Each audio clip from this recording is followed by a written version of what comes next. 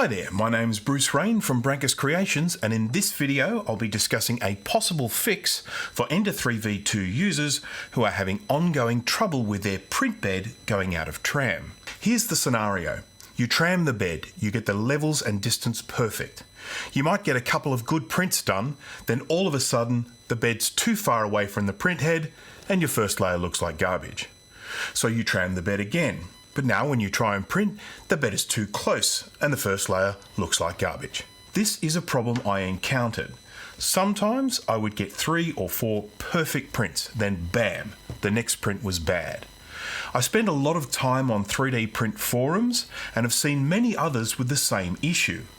Regrettably, when people ask for help with this issue on user forums, the responses usually say, adjust your Z offset or tram the bed, which isn't very helpful under these circumstances. If you're having the same issue, the problem might be here, the Z-axis limit switch. The printer has 3 limit switches, one for the X-axis, one for Y, and this one for Z. They all use the same little single pole, double throw, 125 volt 3 amp ultra miniature micro switch.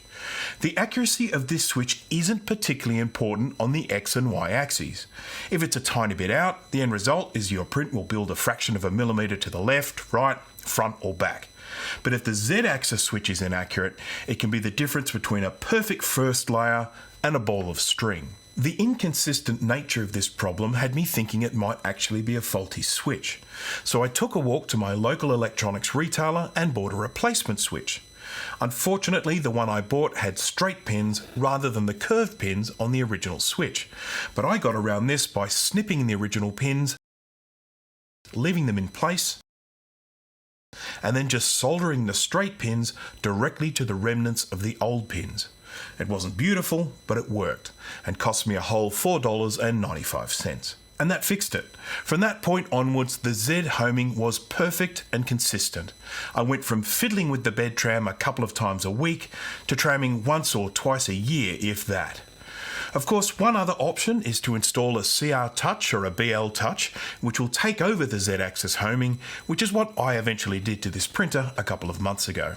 But if you want to try this fix yourself and you're in Australia, you can buy a replacement micro switch from Jaycar Electronics, catalogue number SM1036. For others, you can find a suitable replacement at places like Digikey or Mouser. I have put a link in the description for a suitable switch from Digikey. Please feel free to leave any comments, even if it's just to tell me about your 3D printer. I'm always interested. I do hope this has helped someone, and thanks for watching.